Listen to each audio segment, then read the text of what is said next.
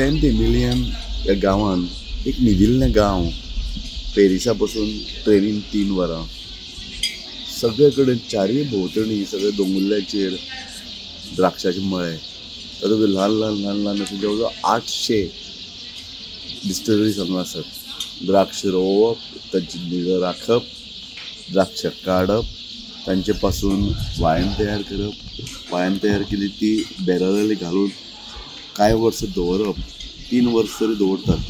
ताजे नंतर ते काडून बाटल्यांनी भरतात, परत ते दवरतात. अशे तरेन हो एक प्रोसेस सगळो आमी हांगा पळयतात.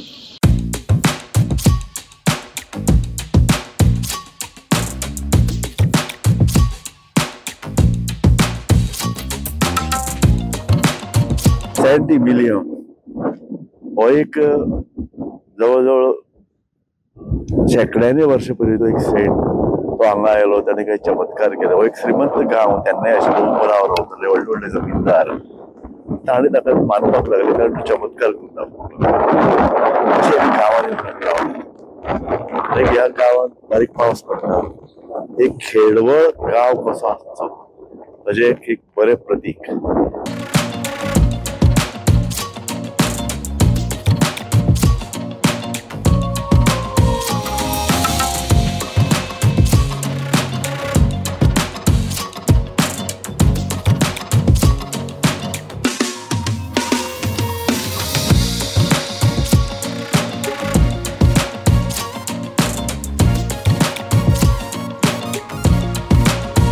साकेत सेंट एमिलियन हे एक जगप्रसिद्ध वाईन सेंटर आहे. इकडे वाईनसाठी लागणारी द्राक्ष पिकवली जातात. इथं वायनरी आहेत आणि जगामधली सर्वोत्कृष्ट वाईन या तुमच्या गावामध्ये तयार होते. तर सेंट एमिलियनचं असं काय वैशिष्ट्य आहे त्यामुळे जगप्रसिद्ध असं जगामध्ये एवढं मोठं नाव तिला मिळालं? सेंट एमिलियनच्या वाईनची हिस्ट्री खूप मोठी आहे, त्यांचा इतिहास खूप मोठा आहे. सो माझ्या मागचे जे डोंगर आहेत त्या डोंगरावरती पहिल्यांदा ग्रीको रोमन लोकांनी वाईन लागवड करायला सुरुवात केली आणि त्याच्या अंदाजे कोणत्या शतकामध्ये असेल? खूप खूप पूर्वी, म्हणजे अगदी जीसस ख्राइस्टच्या बिफोर या सगळ्या गोष्टी सुरू झाल्या. ऑफकोर्स त्या काळातली जी वाईन होती आणि आता आपण जी वाईन पितो आहोत ती सेम नाहीये, ती सारखी नाहीये, ती वेगवेगळी आहे. पण त्यांचा इतिहास खूप मोठा आहे आणि त्यांनी जेव्हापासून वाईन लागवड सुरू केली त्याच्यानंतर मग त्यांच्यामध्ये खूप मोठ्या मोठ्या टेक्नॉलॉजिकल ॲडव्हान्समेंट त्यांनी केली, त्याच्यामध्ये खूप खूप संशोधन केलं आणि ते प्रयत्न करत करत करत त्यांनी त्यांची क्वालिटी ते वाढवत गेले. सेंट एमिलियन ठिकाण असं आहे की इतिहासाच्या दृष्टिकोनातून की त्यांचा कॉमर्स इंग्लंड बरोबर खूप मोठा होता, त्यामुळे त्यांना मार्केट ॲक्सेस पण इंग्लंडमध्ये खूप मोठा होता आणि त्याच्यामुळे वाईनची प्रसिद्धी अजून जास्त वाढली आणि जसजशी प्रसिद्धी वाढत गेली तसतशी लागवड पण वाढत गेली आणि तसतशी त्यांचे क्वालिटी स्टँडर्ड्स पण वाढत गेले. त्यामुळे सेंट एमिलियनच्या वाईनचं एक उत्पन्न म्हणा किंवा की त्यांची एक क्वालिटी म्हणा ही वाढत गेली आणि त्यामुळे ते खूप फेमस झाले. तू मला सांगितलं होतं की फ्रेंच ची राजकन्या ब्रिटनची राणी झाली, त्यावेळी जो काही तिथं वाईनची सर्व झाली त्यामुळे तिथं प्रसार होण्यास मदत झाली. हो, सेंट एमिलियन हे ठिकाण नदीपासून फार लांब नाहीये, त्यामुळे या नदीतून त्यांचा व्यापार बोर्डोच्या बंदरापर्यंत चालायचा आणि बोर्डाच्या बंदरापासून मग पुढे ती वाईन वेगवेगळ्या युरोपियन राजघराण्यांमध्ये विकली जायची. अकितेंची जी राणी होती तिचं लग्न हेनरी प्लांटागेट बरोबर झालं आणि त्याच्यानंतर काही वर्ष त्यांचा संसार झाला, त्यामुळे त्या सेंट एमिलियन आणि सेंट एमिलियनच्या आजूबाजूची गावं जी होती त्यांचा कॉमर्स UK मध्ये जास्त वाढत होता. पण दुर्दैवाने त्यांचा घटस्फोट झाला आणि त्याच्यानंतर एक 100 वर्षांचं युद्ध सुरू झालं. पण या काळामध्ये जरी दोन्ही राजांची किंवा राजाची आणि राणीची इच्छा या परिसरावरती कंट्रोल करण्याची होती, तरी हे जे ठिकाण होतं हे तसं ऑटोनॉमस राहिलं. त्यांनी लिबर्टी दिली, कारण का इकडनं कॉमर्स खूप महत्वाचा होता. मग हा कॉमर्स फक्त वाईनचाच नव्हता, पण त्याच्या बाबतीत अजून त्याच्या व्यतिरिक्त अजून धान्य म्हणा किंवा इतर गोष्टीचा पण कॉमर्स जास्त होता. पण वाईनची प्रसिद्धी ती एवढी जास्त झाली इथून की हळूहळू म्हणा जी लोक धान्य उगवत होती त्यांनी मग विनयार्ड्स प्लांट केली आणि त्याच्यापासून त्यांनी वाईन सुरू केली. मग याच काळामध्ये वाईनची क्वालिटी घसरू नये किंवा त्याच्यापासून बाहेरच्या मार्केटमध्ये कोणी खोटी सांतेमिलिया वाईन विकू नये म्हणून मग इथे त्यांनी इथले जे कोणी पुढारी होते म्हणा किंवा जे कोणी श्रीमंत लोक होते त्यांनी एक काउन्सिल सुरू केलं की त्याला जुराद द सांतेमिलिया म्हणतात. आणि हे जुराद लोक किंवा हे पुढारी लोक यांचं हे काम होतं की सांतेमिलिया वाईनची क्वालिटी ते कसे इम्प्रूव्ह करू शकतील वर्षानुवर्षे. सो त्यांच्या दृष्टिकोनातून ते वेगवेगळ्या पद्धतीने द्राक्षांची क्वालिटी टेस्ट करायचे आणि जेव्हा द्राक्ष एका ऑप्टिमम लेवलला येतील, एका क्वालिटी लेवलला येतील, तेव्हाच ते सांगायचे की तुम्ही द्राक्ष आता काढू शकता आणि त्याच्यापासून वाईन बनवू शकता. सो अशा त्यांनी काही ट्रेडिशन्स तयार केल्या, अशा त्यांनी काही कंट्रोल मेजरमेंट्स तयार केली आणि त्याच्यामधून वाईनची क्वालिटी अजून वाढत गेली.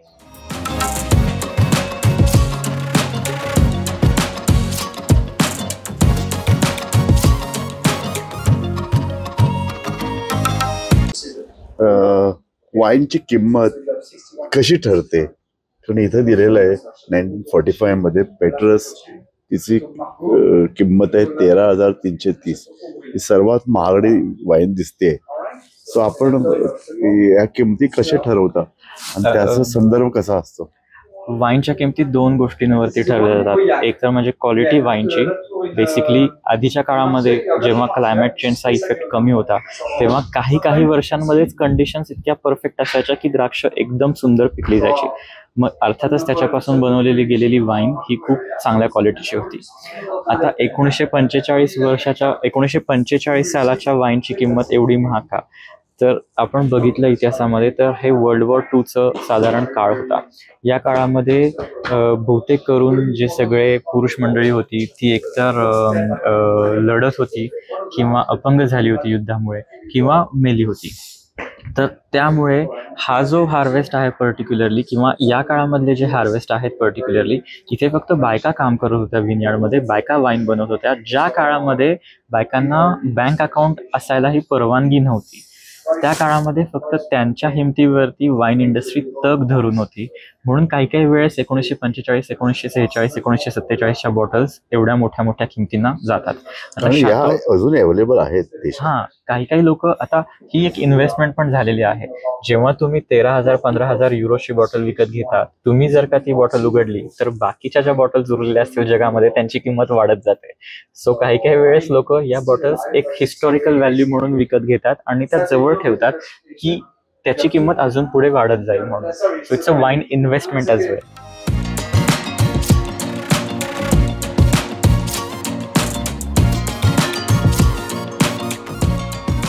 साकेत, जे लोकांना वाईनबद्दल माहीत नाही, व्हाईट वाईन असते, रेड वाईन असते, तर याच्यामधला फरक काय असतो? व्हाईट वाईन बनवतात पांढऱ्या द्राक्षांपासून आणि रेड वाईन बनवतात ही काळ्या द्राक्षांपासून. सो व्हाईट वाईनमध्ये द्राक्षांचा फक्त रस काढला जातो आणि मग फर्मेंटेशन केलं जातं आणि त्याच्यापासून व्हाईट वाईन बनते. आणि लाल वाईनसाठी काळी द्राक्ष क्रश केली जातात आणि त्याचं अखंड फर्मेंटेशन केलं जातं चोथ्यासकट. कारण काय कलर म्हणा, फ्लेवर्स म्हणा, या सगळ्या गोष्टी द्राक्षाच्या सालामध्ये असतात. त्यामुळे त्याचा फर्मेंटेशनमध्ये वापर केला जातो. त्यामुळे त्याचा एकदम छान लाल कलर वाईनमध्ये येतो आणि त्याच्यापासून मग रेड वाईन तयार होते. वाईन कोणती चांगली याच्यापेक्षा तुम्हाला कोणती वाईन आवडते हे महत्त्वाचं आहे आणि तुम्ही कशाबरोबर खात आहात याही गोष्टी महत्त्वाच्या आहेत. तुम्ही जर का फिश डिशेस खात असाल, युजली युरोपमध्ये तुम्ही जर का फिश डिशेस खात असाल तर ते व्हाईट वाईन चूज करतात आणि जर का तुम्ही रेड मीट खात असाल तर रेड वाईन चूज करतात. पण आता तसे रूल्स खूप बदललेले आहेत. तुम्हाला जे आवडेल ते तुम्ही तुमच्या आवडत्या पदार्थाबरोबर खाऊ शकता. अनेक लोक म्हणतात की हार्ट डिसीजसाठी किंवा आरोग्याचे प्रश्न असतील, एखादं हार्ट ऑपरेशन झालेलं असेल तर रेड वाईन चांगली आहे. याच्यामध्ये किती तथ्य आहे? तथ्य म्हणजे की हा एक फ्रेंच पॅराडॉक्स आहे. कारण काय फ्रेंच लोकांचं जेवण हे खूप सारं क्रीमी पदार्थ, चीज, त्याच्यानंतर बटर या गोष्टींशी रिलेटेड होतं आणि त्यांना कधी हार्टचा प्रॉब्लेम येत नव्हता. त्यामुळे लोकांना असं वाटायला लागलं की कारण फ्रेंच लोक एवढं हेवी फूड खात आहेत आणि रेड वाईन पिता आहेत त्याच्यामुळे त्यांना त्या अँटीऑक्सिडंट्सचा, रेड वाईनमधल्या अँटीऑक्सिडंट्सचा उपयोग होतो आणि त्यामुळे त्याच्यामुळे त्यांना हार्ट डिसीजेस जास्त नाही आहेत. पण तुम्हाला तेच अँटीऑक्सिडंट्स बीटरूटमधून किंवा पालकामधून पण मिळू शकतात. त्यामुळे it's not just about which wine is healthy for you. Everything in moderation, any wine in moderation is healthy.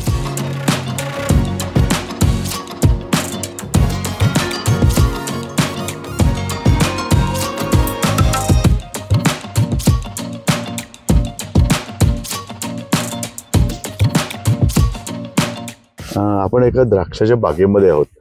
आता हे झाड द्राक्ष होऊन गेलेले आहेत, ती काढलेली आहेत. आता या झाडाची प्रक्रिया मला पाहिजे. म्हणजे झाड लावलं जातं, रोप ते किती वर्षात तयार होतं, त्याला किती वर्षात द्राक्ष यायला लागतात, ती द्राक्ष परिपक्व झाली आता वाईन बनवण्यासाठी, हे कधी ठरतं, याची एक प्रोसेस असणार ना, ती मला जाणून घ्यायची. आता ही जी मागची जी झाडं आहेत ती साधारण 3 ते 4 वर्षांची आहेत. आता हे कसं ओळखायचं, तर खाली जो भाग आहे हा सर्वात जुना भाग आहे आणि या जुन्या भागापासून वरती आल्यानंतर त्या 3 कांड्या ब्राऊन कलरच्या तयार झालेल्या आहेत. सो पहिल्या वर्षी तुम्हाला एकच कांडी असते. मग हिवाळ्यामध्ये त्याची सगळी पानं गळून जातील, ती कांडी एकदम अशी त्याला असं ते लाकूड तयार होईल त्या कांडीचं. मग दुसऱ्या वर्षी त्याच्यापासून तुम्हाला 2 फांद्या मिळतील आणि मग तिसऱ्या वर्षी मग त्याच्यामधून तुम्ही ज्या कोणती एक चांगली जी फांदी आहे ती पकडून त्याच्यापासून मग तुम्ही त्या द्राक्षवेलीला एक आकार द्यायला सुरुवात करायला लागाल. हा एक प्रोसेस आहे. म्हणजे एक रोप झालं ते वाढलं त्याला द्राक्ष लागलं असं नाहीये. असं नाही. तुम्हाला द्राक्ष खायची आणि वाईनची याच्यामध्ये खूप फरक आहे.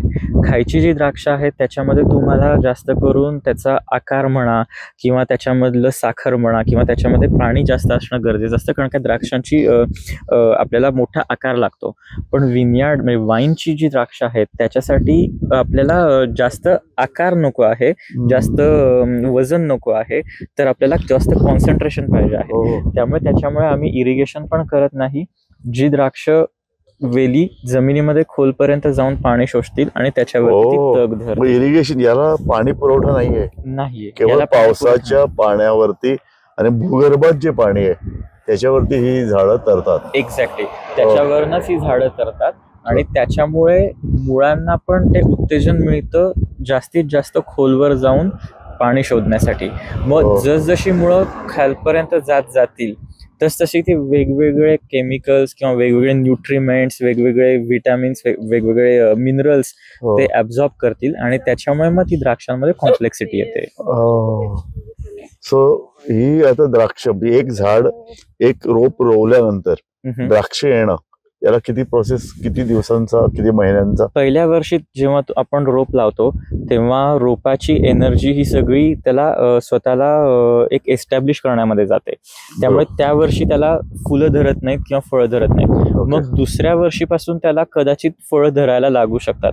पण दुसऱ्या वर्षी पण पुन्हा आम्ही इकडे द्राक्षवेलींना चान्स देतो अजून छानपैकी त्यांची मुळं जास्तीत जास्त खोलवर जावी यासाठी. म्हणून मग ऍक्च्युली तिसऱ्या वर्षापासून प्रोडक्शन त्याचं सुरू होतं. पण ही ज्या वेली आहेत त्या पण साधारण तशा यंग आहेत, त्यामुळे त्यांचं प्रोडक्शन क्वालिटेटिव्ह आहेच असं नाही. जसजशी मुळं खोलवर जातील तसतशी ती क्वालिटी वाढत जाते. आणि एक झाड रोपटं रावल्यानंतर एक झाड किती वर्ष जगतं? द्राक्षवेलींच्या बाबतीत जर का त्यांची निगा चांगली ठेवली गेली, त्यांना जास्त आजार झाले नाहीत, तर ह्या वेली 60, 70, 80, 90 वर्ष सहज जाऊ शकतात. आजही काही जे जुने देश आहेत जिथून वाईनची निर्मिती सुरुवात झाली, कॉकेशियन समुद्राच्या जवळचे जे देश आहेत त्यांच्या इथे अजून देखील काही द्राक्षवेली आहेत की ज्या 100 वर्ष 150 वर्ष जुन्या आहेत. कदाचित त्यांना फळं जास्त येत नाहीत, पण त्यांची मुळं खूप खोलवर गेलेली आहेत. लोक अजून सुद्धा त्यांची मशागत करतात, त्याच्यापासून द्राक्ष घेतात आणि त्याच्यापासून वाईन बनवतात. सो वाईन परंपरा इतकी जुनी आहे, ही झाडं पण तेवढीच जुनी आहेत. आणि हे आणखी क्युरिओसिटी म्हणून प्रश्न, ही द्राक्षांची वेली तयार करणं हे हा तर कमर्शियलायझेशन प्रकार झाला, परंतु सुरुवात किती वर्षापूर्वी झाली असेल अशा तऱ्हेनं कमर्शियल लेवलवरती तयार करायला? कमर्शियल लेवलवरती तयार करायला सुरुवात तशी झाली असेल साधारण 16व्या शतकापासून. पण द्राक्षांपासून वाईन बनवणं याचा इतिहास माणसाच्या इतिहासा एवढाच जुना आहे. आणि मला आणखी एक क्युरिओसिटी म्हणून प्रश्न आहे, दारूचे जे अनेक प्रकार आहेत त्याच्यामध्ये बियर आली, विस्की आली, रम आली, ह्या सगळ्या प्रोसेसमध्ये सुरुवात कशाने झाली? कदाचित सुरुवात वाईनमुळे झाली, कारण काय वाईन द्राक्ष नैसर्गिकरित्या झाडांवरती वाढतात. कदाचित कोणीतरी ही द्राक्ष विसरलं गेलं असेल एखाद्या मडक्यामध्ये किंवा कशामध्ये तरी, आणि त्याच्यापासून त्याचं फर्मेंटेशन तयार झालं आणि त्याच्यापासून वाईन तयार झाली. पण त्यामुळेच कदाचित त्यानंतर बियर झाली असेल, कारण काय गहू म्हणा, धान्य म्हणा किंवा गहू म्हणा, या सगळ्या गोष्टींची लागवड आपण त्या मानाने उशिरा सुरुवात केली, पण फळं आधीपासून आपल्या बरोबर होती.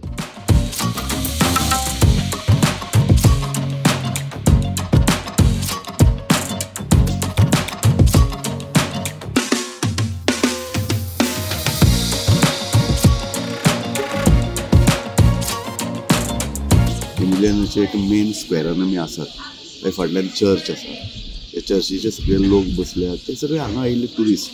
गांवांत म्हातारेच लोक थोडे उरल्यात, पूण हे 500 वर्सां हे अशे तरेची डिस्टिलरी चलोवपी कांय फॅमिली हांगा आसात. त्यो मजेंत रावतात, म्हणजे उबराव जशे रावतात तशे रावतात, आनंदान आसात, तेंचे कडेन पयसो आसा, द्राक्षाचे बागो चलयतात. क्लायमेट चेंजाक लागून अशे तरेचे द्राक्षाचे मळे दवरप, द्राक्षाचे अशे तरेन उपक्रम चलोवप, डिस्टिलरी चलोवप, कितले चलतले तांकां खबर ना, पूण ते म्हणटा जो मेरेन चलतले ते मेरेन चलतले. हे गांव ताणें राखल्यात. तरुण भुरगे वतात सोडून. युरोपान अशे कितलेशे गांव आसतले जे गांव सोडून तरुण भुरगे शारान गेल्यात, पूण गांवूय बी आपले वळख अजून विसरूं ना. गांवांत तशे लायमस्टोनाचे बिल्डिंगो, त्या बिल्डिंगेचे वैभव, तांचे इतिहास हे सगळे सांबाळत, तो एक वारसो सांबाळत ते जगतात. वायनी बद्दल आमी खूब आयकलें. वायन कशी तयार जाता, तिजो कलर कित्याक लागून येता, तो कलर सांबाळचो पडटा, तो कसो धरप, ग्लास कसो धरप, हांगच्यान तें कशें घोट घेवन तें तोंडान घोळवप, घोळोवन मागीर तो ल्हानसो एक तुवें भितर घेवप, मागीर परत वास घेवप, तो ग्लास हालयतकीर ताजो अरोमा परत वेगळो मेळटा. अशे वेळार प्रत्येक हे सगळे प्रोसेस. बाटली सुद्दां ताका तो कॉर्क लायिल्लो आसता, कॉर्काक बारीक बारीक बुराक आसता, आनी ही बाटली आडवी दवरप आसता. त्या बुराकांतल्यान वारो भितर सरून ती घोळपाक जाय, आनी ही वायन सतत तिची प्रक्रिया, तिजो कलर, तिजो रंग, तिजो आस्वाद हो बदलत वता, आनी तो कसो पिवप, ती एक कल्चर. युरोपियन लोकांनी ते कल्चर सांबाळ्ळा आपल्या बरोबर. गांवांनी येवन हांगा ट्युरिस्ट येतात, परत ती वायन चोखतात, ती घेवन वतात, घरा कडेन सांबाळटात. म्हणजे लोक विस्की बाकीचे पिना अशें न्ही, पूण वायन पिवपाचें एक कल्चर ह्या लोकांनी केलां, आनी तिका एक शेकड्यांनी वर्सांची एक परंपरा. रोमन मागीर ग्रीक अशे तरेच्या लोकांनी हांगा लागवड केली द्राक्षाची. द्राक्ष ती कशी आसची, ताचें कल्चर कशें आसचें, द्राक्षाचे बियो कशे तयार जावच्यो, ही परंपरा एके पिळगे कडल्यान दुसरे पिळगे कडेन कशी वचची, हें की एक कल्चराचो भाग. आनी युरोपियन लोकांक तातूंत भितर एक आवड आसा, भितरल्यान एक ओड आसा. म्हणून हांव म्हणटात की तांचे कडेन येवन हें शिकप, तांचे कडेन येवन वायन कशी तयार करप. वायन आमच्या गोंयांनी कांय जाण वायन तयार करतात, पोर्तुगीजा कडले कल्चर तांकां आयिल्लें. पोर्त हे एक व्हडल्यांतले व्हडले वायन मेकर. थंय वायन तयार जायना, पूण वायन एक्सपोर्ट जाता. आनी ह्या अशा खुबश्या देशांनी अशे तरेन सत्य आज इगर्जेचे घाटी वाजतात, सांज जाल्या, लोक बसल्यात, बरी थंड पडपाक लागला. आज खरें म्हळ्यार पावस खूब पडटलो 3 मेरेन अशे तरेची भाकीत आशिल्ली, पूण आमच्याय भारतीय वेधशाळे प्रमाण हांचोय बी अंदाज चुकलो. लोक भायर आयल्यात, लोक बसल्यात, ट्युरिस्ट आयल्यात, जाणटे लोक भोंवतात. असो एक सान, बरी एक सुंदर सान, आनी तातूंत भितर ती वायन. लोक वायन घेवन बसल्यात, वायनीचो बरो चोखत कटा पिवपाची वायन न्ही, ती विस्की न्ही, पूण वायनीची एक एक एक एक घोट घेतलो, वास घेतलो, ग्लास हालयलो, परत तोंडाक लायलो, परत दवरलो. अशें करून एक वरांची वरां एक ग्लास घेवन बसतात, 2 ग्लास घेवन बसतात. आनी वायनीन एक ह्या संबंद एक कलर हाडला ह्या सगळे जिणेक. जीण म्हळ्यार कितें, बरे तरेन सुशेगाद जगप. आमी सुशेगाद एक तेंपार आमकां गोंयकारांक बरें म्हणटाले सुशेगाद. आतां सुशेगाद खंय उरल्या. भायल्यान जे लोक आयले ताणें आमचे बिजनेस ताब्यान घेतले, आनी ताणें आपल्यालें जें पळय कितें कल्चर आहा न्ही तें आमचेर लादलें. आज गोंय म्हणटा गोंय वळखुपाक येना आनी कांय वर्सांनी तर तें कांयच वळखुपाक येवपाना.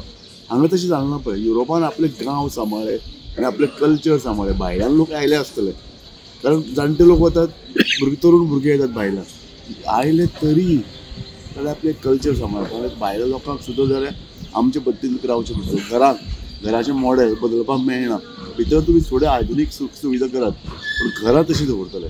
ताका लागून जे आर्किटेक्चर 500 वर्सां पयलीं आशिल्लीं त्या आर्किटेक्टांची तशें आहा.